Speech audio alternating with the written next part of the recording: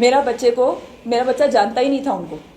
मेरा बच्चा ना अपने बाप को जानता, और बाकी तो छोड़ ही दो, वो आता था मिलने, मुझसे मिलता ही नहीं था क्योंकि वो उससे डरता था। आरव पैदा यहीं हुआ था मेरे घर पे, मेरे माँ बाप के पास, और शुरू से यहीं रहा है। अच्छा, मुझे एक बात बताओ, आप पहले पापा से क्यों नहीं मिलते थे? जब पापा पहले मिलने आते थे आपके घर पे और आपसे चाहते थे, आपको बोलते थे कि चलो घूमने चलेंगे। मेरी नानी नाना और मेरे मम्मा मुझे आने ही नहीं देते थे। मैं तो चाहता था मिलने, अपने पापा के साथ घूमूं, अपने पापा के साथ खेलूं। मैं तो चाहता था, मेरी नानी नानी और मम्मा आने ही नहीं देते थे मुझे। आपको पापा अच्छे लगते हैं? लगते हैं। आपको पापा गंदे लगते हैं? नहीं, पापा तो अच्छे हैं, सबके पापा अच्छे होते हैं। सबके पापा अच्छे होते हैं ना? बेटे को पापा से अलग रखते थे ना? अब आप पापा के साथ कितने हैप्पी हो? बहुत हैप्पी। पापा के साथ रहोगे हमेशा? हाँ। यस। पापा के साथ आप कितने खुश हुई हो बताओ? बहुत खुश हो?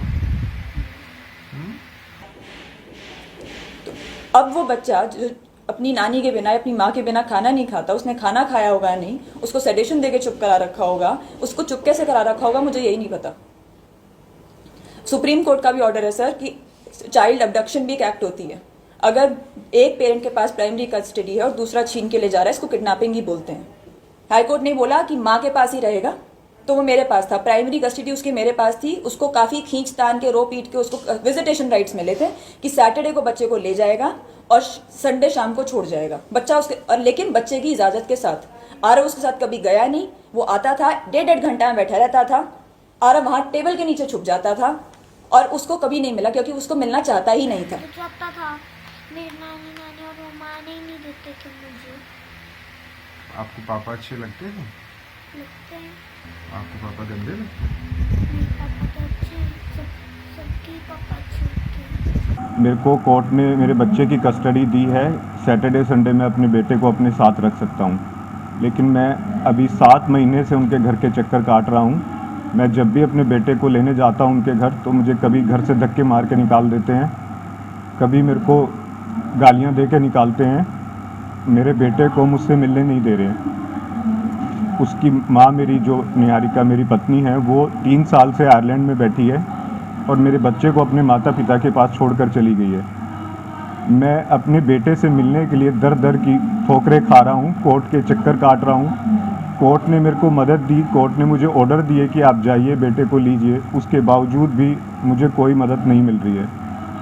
जब भी लेने जाता हूँ कुछ ना कुछ एलिगेशन लगा देते हैं, कुछ ना कुछ बहाने बना देते हैं। बच्चा बीमार है, बच्चा आज कहीं गया हुआ है। बिल्कुल भी मुझे सपोर्ट नहीं मिल रहा है, ना प्रशासन से मिला मुझे। प्रशासन में भी मैं गया, उनको भी मैंने मदद मांगी।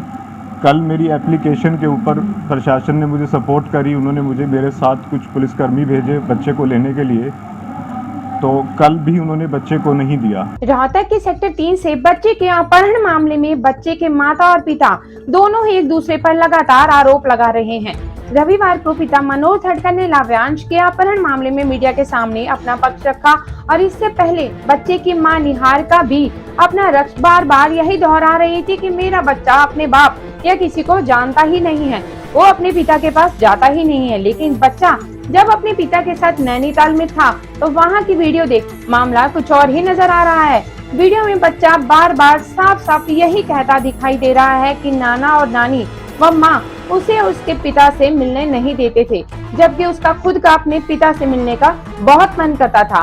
तो वहीं बच्चे के पिता ने मीडिया से रूबरू होकर यह बताया कि उन पर लगा अपहरण का मामला झूठा है, अपहरण का आरोप झूठा है और यह उनकी पत्नी निहारिका व ससुर का षड्यंत्र है। वह कोर्ट के आदेशों पर अपने बेटे लाव्यांश से मिलने स्कूल गए थे, वहीं बेटे के कहने पर उसके साथ घूमने के लिए नैनीताल चले गए थे, लेकिन पीछे से उसकी पत्नी व ससुर ने षड्यंत्र रच छवि खराब करने के लिए अपहरण करने का झूठा आरोप लगा दिया।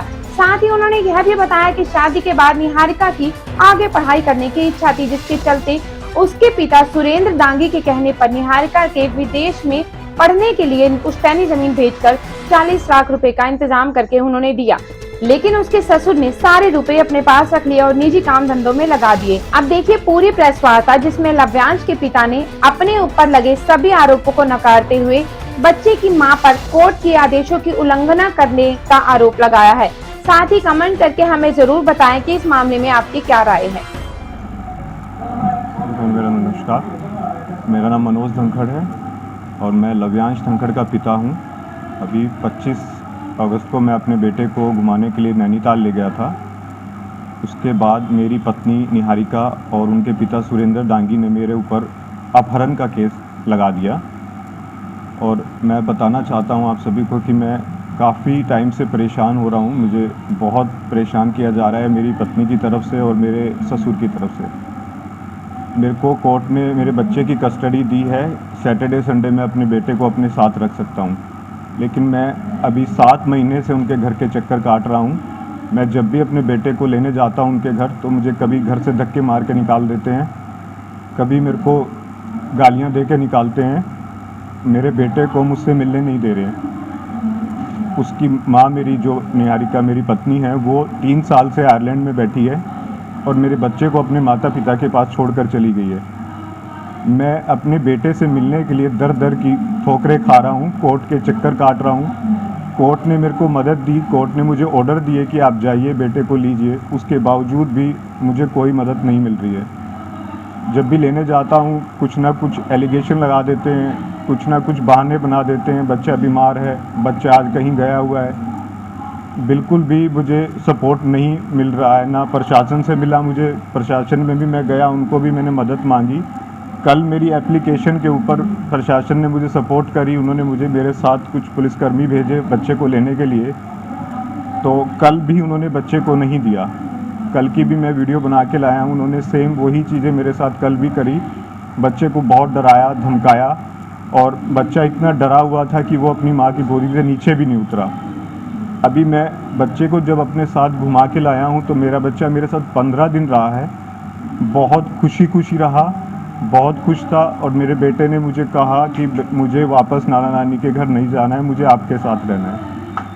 और मेरे पास सारी फ़ोटो वीडियोज़ हैं, वो सब भी मैं आप लोगों को दिखाना चाहूँगा कि मेरा बेटा मेरे साथ कितना खुश रहा है। आने के बाद भी मेरे बेटे ने मजिस्ट्रेट साहब को बयान दिए कि मैं पापा के साथ घूमने गया था और पापा के साथ घूम के आया हूँ, बहुत खुश रहा हूँ। ये मेरे बच्चे ने बयान दिए मजिस्ट्रेट साहब के सामने। और मेरे ऊपर जो भी ये झूठे केसेस लगा रहे हैं, ये काफ़ी समय से मेरे को ऐसे परेशान कर रहे हैं। आज भी इन्होंने एक प्रेस नोट के ऊपर भी इन्होंने प्रेस कॉन्फ्रेंस के लिए भी इन्होंने एक मेल डाली कि ये प्रेस कॉन्फ्रेंस भी गैर कानूनी तरीके से कराई जा रही है, कि बच्चे की आइडेंटिफाई को ये लोग ओपन कर रहे हैं। हम वहाँ से आए थे तो बच्चा मेरे साथ ही था, वो बहुत कंफर्टेबल था मेरे साथ। उसने तो यहाँ पर हम आए तो पुलिस वालों ने डीएसपी साहब के पास हम पेश हुए थे, तो डीएसपी साहब ने बच्चे की स्टेटमेंट ली थी। तो उसमें बच्चे ने डीएसपी साहब को बताया था कि मैं पापा के साथ था, पापा के साथ घूमने गया था। तो डीएसपी साहब ने जो चीज़ें पूछी बच्चे से वो उसका सबका उसने आंसर दिया। तो डीएसपी साहब ने पूछा कि आप पापा के साथ खुश थे, तो उसने बोला कि मैं बिल्कुल खुश था, मैंने बहुत इन्जॉय करा। डीएसपी साहब ने पूछा आप कहाँ रहना चाहते हो, तो बोला पापा के पास ही रहूँगा। तो ये भी पूछा कि मम्मी कहाँ है, तो ही सेड कि मम्मी तो आयरलैंड रहती हैं, 3 इयर्स हो गए, बहुत कम मिलने मुझसे आती हैं। ये स्टेटमेंट उसने डीएसपी साहब को भी वहाँ पे दी है। वो क्या चाहते हैं? आई डोंट नो वो क्या चाहते हैं, बट मेरे बच्चे से उन्होंने दूर रखा हुआ है। बच्चा माँ के पास भी नहीं है, फादर के पास भी नहीं है। नहीं, कस्टडी वो अपनी कस्टडी में रखना चाहते हैं बच्चे को, अपने पास रखना कस्टडी में तो मदर तो है ही नहीं इंडिया में, मदर आयरलैंड रह रही है और नाना नानी का कोई राइट नहीं बनता कि वो बच्चे को रखें, क्योंकि उनका फादर है, फादर के पास रहना चाहिए बच्चा। के जो ऑर्डर है उसमें क्या नाना नानी का मेंशन है कि इनके? नहीं, कस्टडी अभी डिसाइड नहीं है, कस्टडी अभी पेंडिंग है। इंटरिम कस्टडी मुझे दी गई है बच्चे की, जिसमें सैटरडे संडे मेरे पास राइट है। वो तो इंटरिम तो होगी, बाकी के जो 5 दिन है उसमें ऑर्डर्स में क्या है? अभी तो वहीं रह रहा है उनके पास, लेकिन जब वो फाइनल कस्टडी डिसाइड हो जाएगी तो ऑर्डर में ये तो लिखा होगा कि मदर को कस्टडी मिली है या ऐसा कुछ नहीं लिखा हुआ ऑर्डर में। तो उसमें ये क्या रखा, मतलब वहाँ रहेगा? हाँ जी। तो आपकी क्या डिमांड या अभी आप क्या चाहते हैं? मैं तो अपने बच्चे को भी लेना चाहता हूँ और अगर कोई सॉल्यूशन निकलता है तो अपनी मैरिज भी रिजॉल्व करना चाहता हूँ।